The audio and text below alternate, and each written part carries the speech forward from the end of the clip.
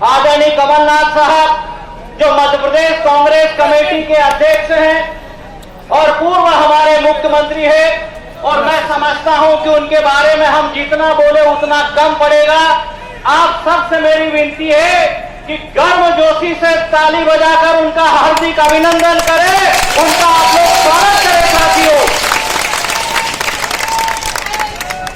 हमारे बीच में उपस्थित अखिल भारतीय कांग्रेस कमेटी के सचिव श्री कुलदीप इंडोरा जी, श्री कांतिलाल भूरिया जी, सम्मानित मंच जो इस सभा की हमारी प्रभारी डॉक्टर विजयलक्ष्मी साधो जी, और सभी मंच पे उपस्थित हमारे बहुत सारे विधायकगण आए हुए हैं, हमारे सभी सम्मानित विधायकगण, और बहुत सारे जिला कांग्रेस कमेटी के भी हमारे अध्यक्षगण हैं, महिला कांग्रेस, एनएसयूआई, युवा कांग्रेस, सेवा दल, किसान कांग्रेस, और उसके बाद हमारे आईटी सेल के जितने भी विंग्स के हमारे जो साथी आए हैं, वो सब मिलकर हमारा पूरा सम्मानित मंच, और मेरे सामने जो बैठे हुए कांग्रेस का हमारा पूरा कांग्रेस परिवार,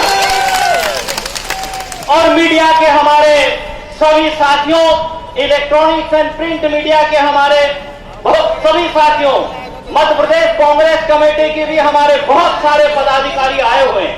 साथियों, हमारी सभा का नाम है, ये कार्यक्रम का नाम है आदिवासी अधिकार जन आक्रोश रैली। साथियों, ये आक्रोश की स्थिति क्यों बनी है?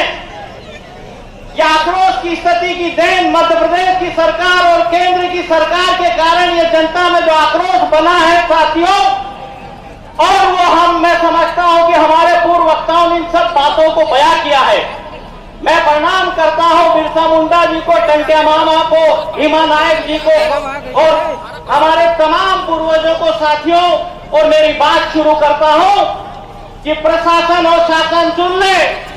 शिवराज सिंह जी सुन लीजिए, आपने सरकार गिरा कर जो मुख्यमंत्री बने हो, ये किसी को भी बर्दाश्त नहीं है। ये तानाशाही, हिटलरशाही नहीं चलेगी, हम आपको उतार के देंगे। साथियों, जहां तक आप सभी ने सुना है कि आदिवासी वर्ग के ऊपर अगर विश्व आदिवासी दिवस पूरी दुनिया में मनाया जाता है, हिंदुस्तान में और मध्य प्रदेश में मनाया जाता है, बड़वानी, खरगोन और हमारे आसपास के सभी जिलों में मनाया जाता है। जब मुझे याद है माननीय कमलनाथ जी मुख्यमंत्री थे मध्य प्रदेश के, उस समय 9 अगस्त 2019 को छिंदवाड़ा में विश्व आदिवासी दिवस मनाया गया था।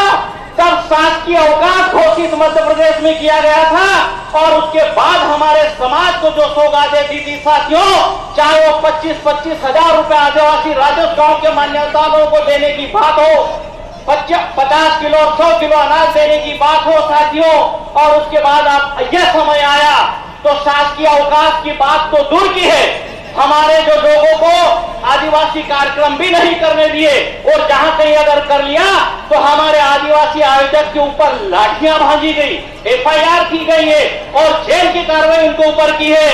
मैं बताना और चेताना चाहता हूं शिवराज सिंह जी, आपने जितना जुल्म, जितना अन्याय और अत्याचार करना था, वो उसकी सारी सीमाएं समाप्त हो जा चुकी है साथियों। जेल की कार्रवाई, एफआईआर की कार्रवाई, चाहे हमारे गारसी भाई हो, चाहे हमारे जो जहां पर भी हमारे जो कार्यकर्ता जो कार्यक्रम करते थे, उनके ऊपर लाठीचार्ज और एफआईआर, और उसके बाद तो साथियों क्या सीमाएं लांगी है। मैं समझता हूं कि नेमावर की घटना किसी से छिपी नहीं है। शिवराज सिंह जी, आप नकल करने गए थे कमलनाथ जी की, नकल में भी अकल की जरूरत लगती है। नकल में भी आपने गुंडों के लिए कहा होगा, हो सकता है आपने कहा होगा, लेकिन आपके मन में क्या था हमें नहीं मालूम। आपने बोला था कि मैं मध्य प्रदेश के गुंडों को 10-10 फीट जमीन में गाड़ दूंगा। अरे कौन से गुंडे को आपने जमीन में गाड़ा है? गुंडों ने अगर यहां मध्य प्रदेश से भगे थे तो वो कमलनाथ जी की कार्रवाई से, हमारी कार्रवाई से भगे थे। आपने गुंडों की बात 10 फीट जमीन में गाड़ने की तो दूर है, नेमावर में हमारे निर्दोष आदिवासी पूरे परिवार को आपने उनकी हत्या की हुई, और हत्या के बाद उनको 10 फीट नमक में और यूरिया में 45 दिन तक गाड़ के रखा है। आदिवासी समाज इसका बदला लेगा। शिवराज सिंह जी, इस बात का ध्यान रखना। चाहे वो नीमच की घटना हो, हमारे एक आदिवासी को घसीट के उसके युवा साथी की हत्या कर दी, उसको मार डाला गया है। इसलिए साथियों, ये आदिवासी अधिकार जन आक्रोश साथियों बड़वानी से है। मैं याद दिलाना चाहता हूं कि जब कभी भी कोई बात आई हो, अगर 11वीं और 12वीं और महाविद्यालय के छात्र छात्राओं के लिए छात्रवृत्ति की बात आई हो, तो कमलनाथ जी ने छात्रवृत्ति बढ़ाई थी हमारे विद्यार्थियों के लिए। इन्होंने क्या किया मालूम है? 227 करोड़ रुपए की छात्रवृत्ति हमारी कम कर दी गई है। ये हमारी 227 करोड़ रुपए हमारे छात्र छात्राओं को पढ़ने के लिए काम आती। साथियों, बैकलॉग के पदों की हम बात कर ले, लगभग 1 लाख बैकलॉग के पद खाली पड़े हैं। वो बैकलॉग के पद क्यों नहीं भरे जाते? अभी तक हमारी सरकार होती, आदरणीय नाथ साहब की मंच पे उपस्थित हमारे मंचासीनों की अगर सरकार होती साथियों, तो हम 5वीं और 6ठी अनुसूची की भी अभी तक हम विधानसभा में चर्चा करा के काम कर लेते।